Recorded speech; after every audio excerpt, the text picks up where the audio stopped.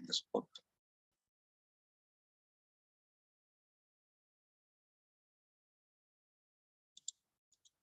Hello, everybody.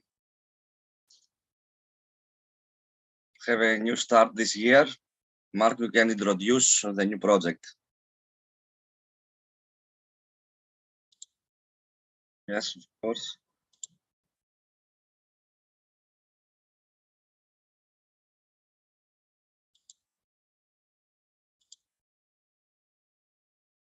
Yes, hello. Yeah, now my microphone works.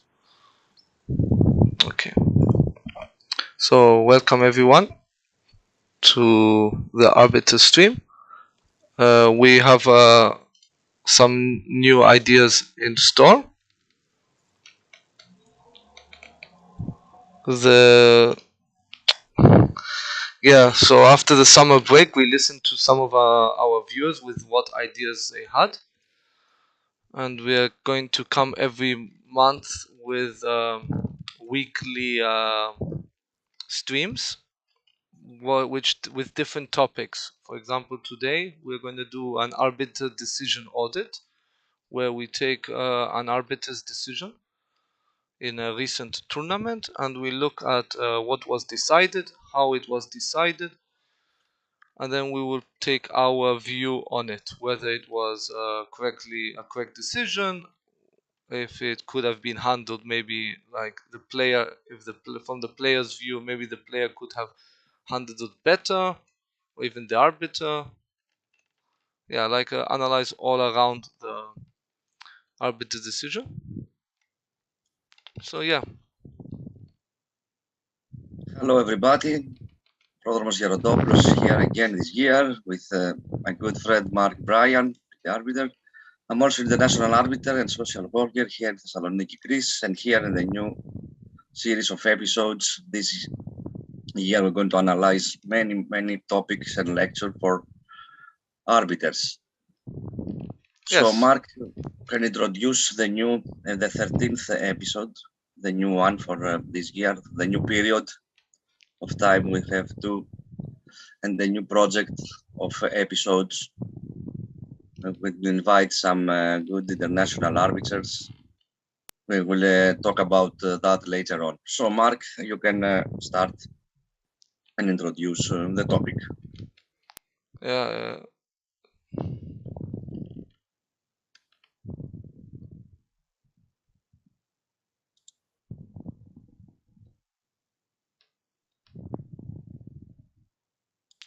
So,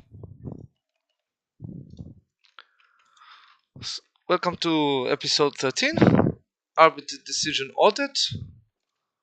And today we're going to look at two topics. Topics. One, threefold repetition and flag fall. Both cases were highly publicized in chess websites. Numerous videos were created on the topics, but not. We would like to look at it in a different point of view and get back to you. Okay, so the first case is the threefold repetition that occurred in round 4 of the Chess Olympiad in Chennai 2022. Yes. Between a Norwegian and a Mongolian chess player. Yes. Bayar Sakan Gundava took a draw by repetition in a position where the computer says he was +8 against Aryan Tari. Yes, I have drawn also such positions where I was clearly losing due to threefold repetition. So Yes. let's go through what happened. So the interesting situation appeared in the 5th round of the Chess Olympiad between I'm looking at the wrong one. No problem. Yes, this is the other one. This one is here, Norway against Mongolia. That was actually the crucial match, because if the Mongolian player won the game, it would have been a victory for Mongolia. Yes. And we have Aryan Tari, who incorrectly claimed a threefold repetition against his opponent by Saikhan Gundavai. So, as we said before, the Mongolian grandmaster had a completely winning position. and he started repeating checks facing the time trouble. Tari claimed the draw, which was accepted by the arbiter, but it happened to be a mistake that finished with the Mongolian team appealing to the arbiter's decision. The position wasn't repeated 3 times but only twice, and it seems that none of the players realized that during the game. Despite the arbiter's mistake, the result of the match wasn't changed after the appeal. So here we can show you the position of the game. So here is the first time when Arya and Tari played King e7. Yes. And the second time, and here you can see that the queens are not on the same square. And then Yes. on the third time, he didn't actually play it because that's not the way to claim. He wrote it down on his score sheet and asked the arbiter that with this move, I am claiming a threefold repetition. And I haven't seen the whole scenario. Neither is there any video evidence of the actual scene taking place. Only reactions from various top grandmasters, arbiters, and other people. So it would have been nice if we had a view of what actually happened at that moment to see how the decision was taking place, but we don't. So we are speculating on how the decision came to be. And yeah, a draw was agreed, and then the Mongolian team appealed, which was rejected after a long discussion. I believe it was a couple of hours because the pairings were late published. And let's look at the video quickly just to see the reactions of the top commentators at the time, and then we will look at the laws of chess to see what the laws of chess say, and then give you our audit on it. Yes. I guess we have some clarity. There was this story which we discussed quite a bit on air because we really didn't know what was happening with the Aryan-Tarian game ending in a draw, and we thought what happened there was that the Mongolian player just accepted the repetition, but what we didn't know is that the repetition actually was claimed. It wasn't like they thought it was a threefold and the Mongolian player just decided not to continue. The repetition was claimed by Aryan, and I'm sure when he was claiming, he thought he was correct. I have no doubt it wasn't any kind of gamesmanship or anything, but it wasn't actually an incorrect claim. There is no repetition there because the white queen went to f8 from different squares. If you look up the game, it doesn't really matter. We don't really need to bring the position up. But basically, the Mongolian player is completely winning in the final position. And the arbiter, for some strange reason, did not figure out that the claim was incorrect. There was even a protest lodged by the Mongolian team, understandably. But by that point, I really don't know what the arbiters are supposed to do, because like if you resume the game, then like somebody will have told the Mongolian player exactly how he is winning. Like the game cannot continue if, let's say, half an hour has passed after the game is over. Hear clearly in the modern environment. Maybe to. Yes, it's like So from the beginning, let's go from the very beginning. The player claims a draw. Yes. I'm going to move to the arbiter's manual. So to understand the whole point of where things go wrong. 9.2.1. This is the article of the regulations here for this position, for this case. Yeah, I have it here. So. Yes. And this actually, so this is what happens. The game is drawn upon a correct claim by a player having the move when the same position for at least the third time, not necessarily by a repetition of moves, is about to appear. He first writes his move, which cannot be changed, on his score sheet and declares to the arbiter his intention to make this move. So this is where the draw occurs. And now, here is where I think the decision taking process goes wrong, because we have to go all the way down here And just before 9.3, there's a nice paragraph in gray in the Arbiters Manual that explains to us how to check the correctness of a claim and how to avoid mistakes, which can easily happen. Like, it's easy to make a mistake with a repetition. So here, it's not only the arbiter's fault. Here, both players are partly to blame as well, because it says the correctness of a claim must be checked in the presence of both players. Yes. And both players are actually required to help the arbiter replay the game. They're not just sitting there waiting for the arbiter to take a decision and that's it. So here, Yes. both Also, players this need to be happened active. yes.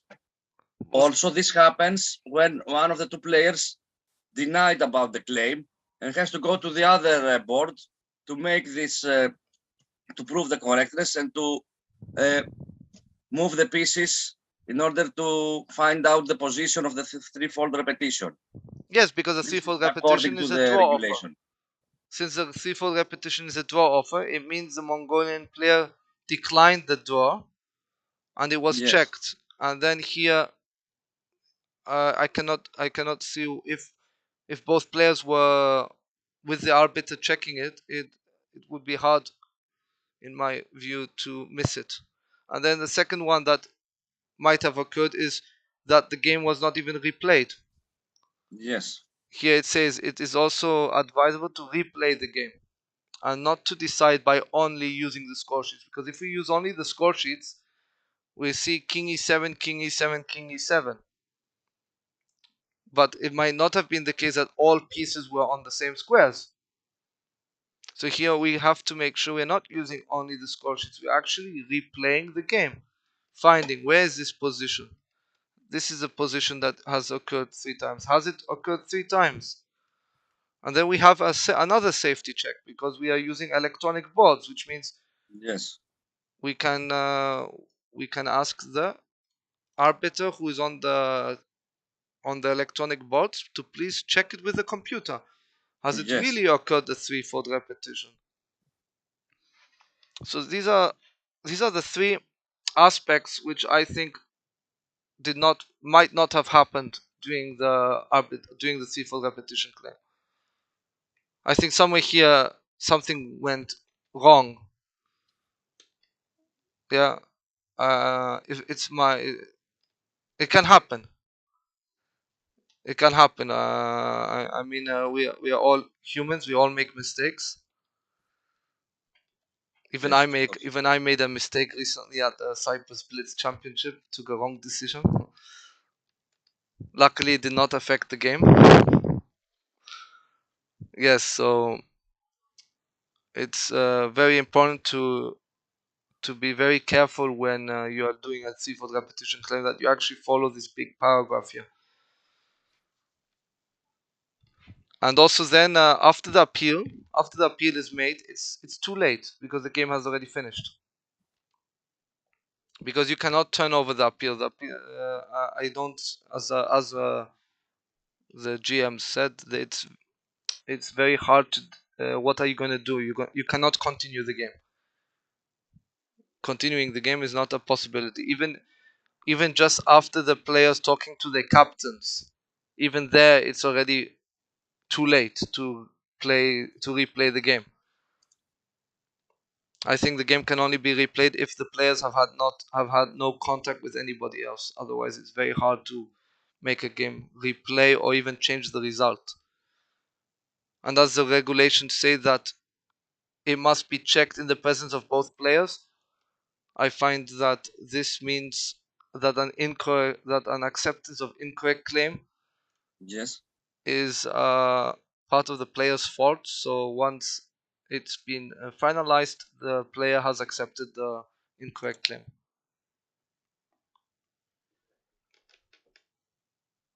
This is as I said, this is my opinion. I don't know if this is what everyone agrees with, but this is what I think.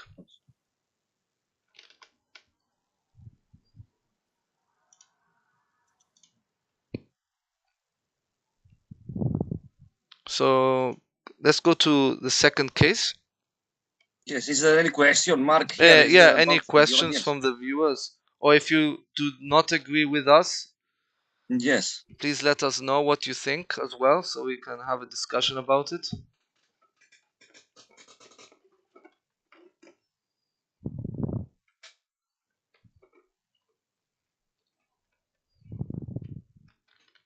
Okay, let's continue with case 2. Yes. So now we have the flag fall. This actually Very occurred interesting. many times in the Olympiad, not only on the top boards, but this is when it occurred on the top board with Anish Giri, it was actually publicized about. I Yes. saw the real life this was happening on the lower boards many times, and the arbiters were very good in enforcing this. So in the second case, let's go to the case study. So we have here where Eric Hansen plays his first 40th move, and the arbiter declares his game lost. Yes. Now this Article 6.4. Yes. So because in the Olympiad they do not they were not using move counter. Yes. Which means as soon as the clock goes to 0, automatically 30 minutes and 30 seconds are added on the clock. So what happened was, after Eric Hansen's 40th move, the arbiter noticed that Eric Hansen only had 30 minutes and 28 seconds left on the clock. But if you played your 40th move, you should have at least 30 minutes and 30 seconds. Yes. So what happened? Did the player lose on time or not?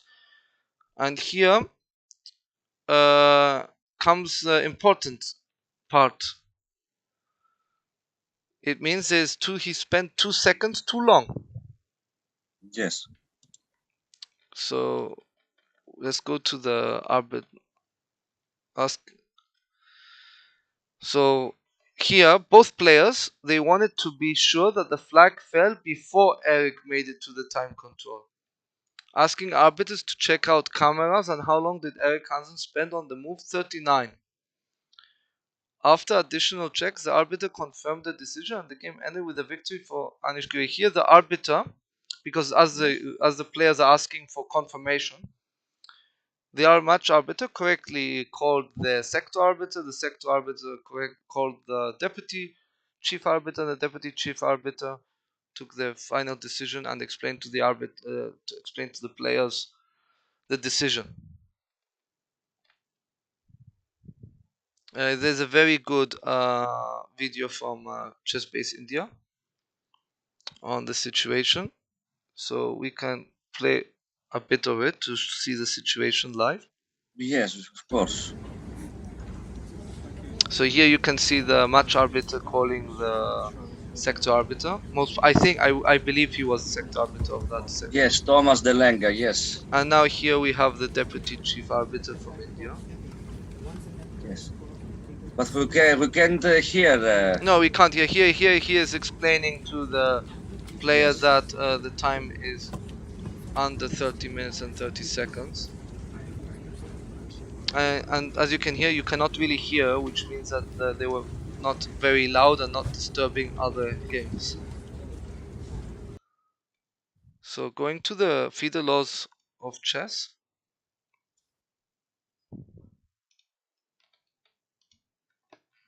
This is article 6.4. And here, as I said, the arbiters were very sharp. They were very sharp. 6.4. It's Yes. And then a 6.3. Yes. So here, immediately Yes, after a flag falls, the requirements of article 6.3.1 must be checked. Checked, yes. So as soon as the flag falls, regardless of if the clock says 0, if the clock says 30, 30, whatever, we need to check if Article 6.3.1 was met.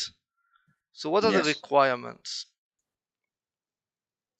When using a chess clock, each player must complete a minimum number of moves, Yes. or all moves in an allotted period of time, including any additional amount of time with each move. All these must be specified in advance.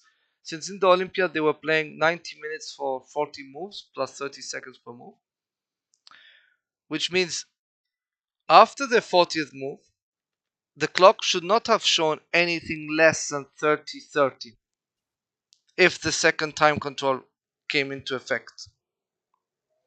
So since 40 moves had not been played in the specified amount of time, the player automatically loses on time. Yes. Even that the clock showed they have time, they overstepped the time. And this is why it's very important for an arbiter to be very sharp, especially in time trouble situations. You need to be very sharp, you need to be over the board, checking who loses on time, so that you can declare the game lost on time.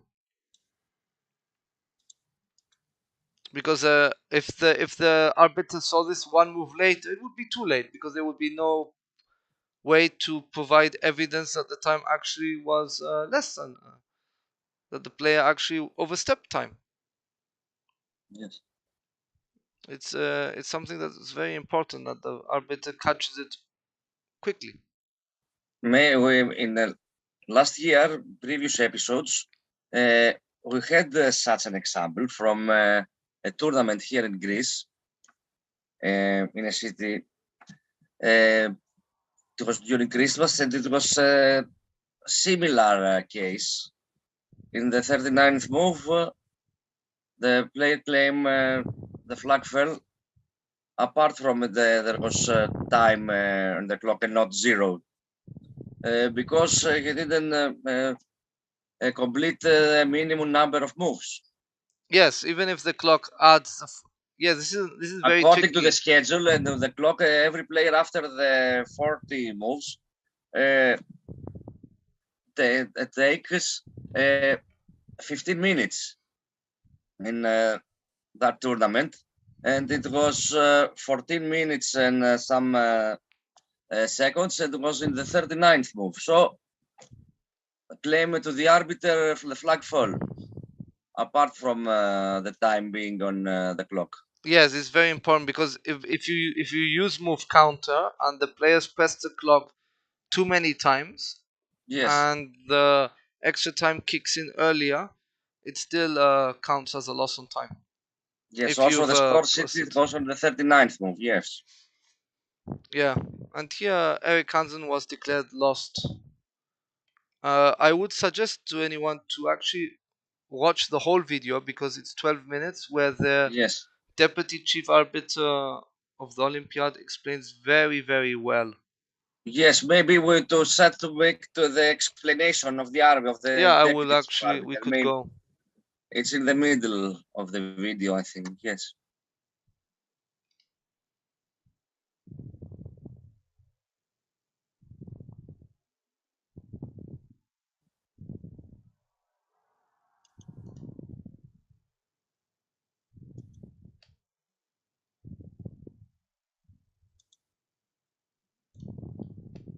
A small misunderstanding, or you can say some kind of a controversy that happened here on this board.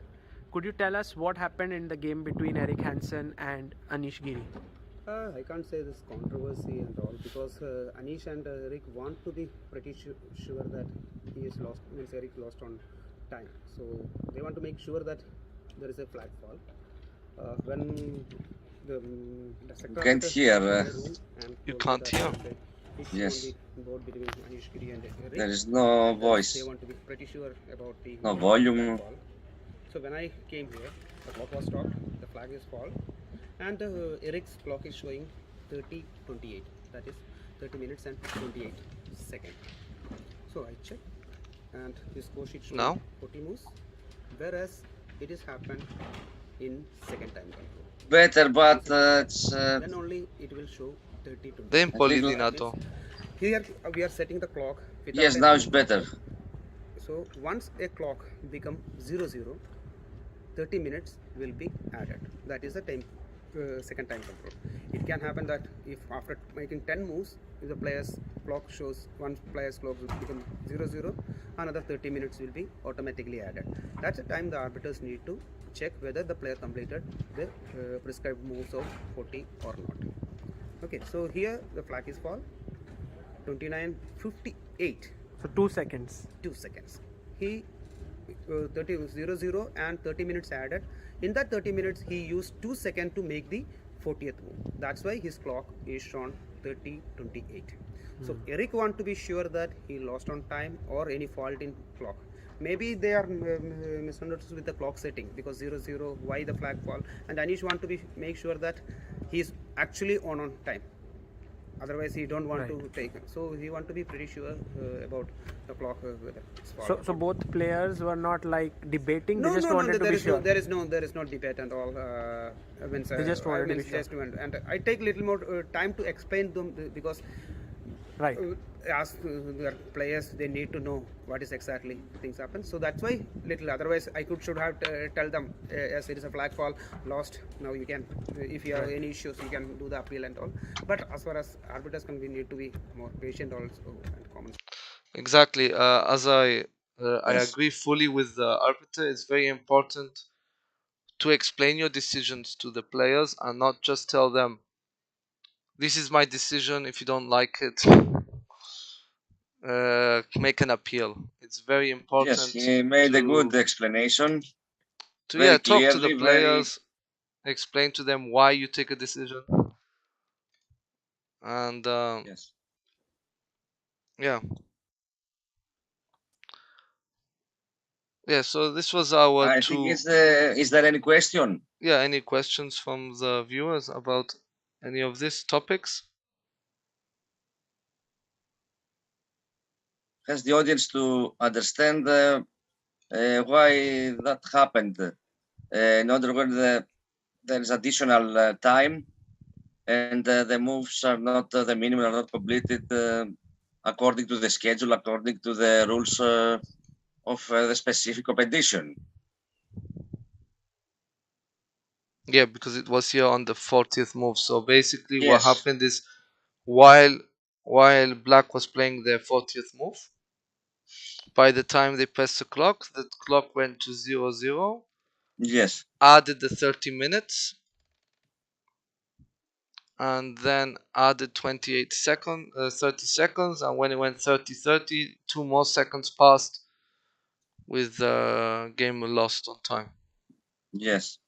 If it was 30-30, the arbiter would not have declared loss because it meant the player just went straight to 0, Yeah. Yes. So as soon as the 0-0 shows up with 30-30, it means that the game's lost because you ran out of time. You did not manage to press the clock on time to prevent it from going to 0. Okay, well, here it didn't really affect the game because the game was already, Anishka was already clearly winning, but this doesn't change the decision. Okay, since if there's no further questions,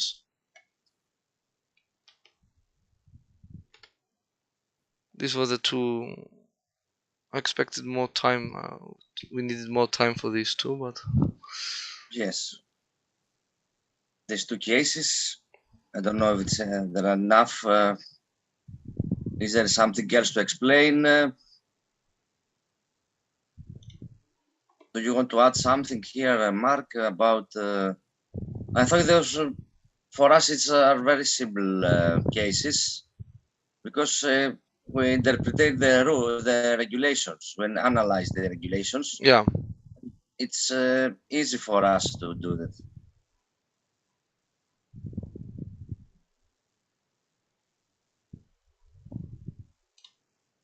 Okay, since there's no questions, I think we will end the stream for today. Yes, maybe to play the spot. Yeah. Conclusion. Next week we are. Let me see what's our. See. 14th. Yes, I'm trying to see the schedule. What is our topic next week? Let's see. Yes, next week we're going to look at the laws of chess. What has changed? So yes, we are the looking. changes of the new. Yes, arbiters it's mainly manual. rating. The rating. There are some changes in how ratings are being calculated, and Yes. some very controversial regulations. At least controversial in the sense that many team captains were not happy with the regulation changes on what the duties of a team captain are in a team tournament. These are the two main changes in the Fide laws. We're going to be looking at those, explaining those in detail. What does this mean? And yeah, we'll show you our video. Yes.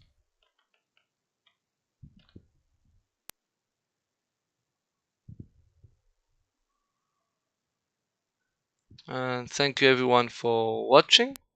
Thanks for watching and for the support And from Mark and Makis to have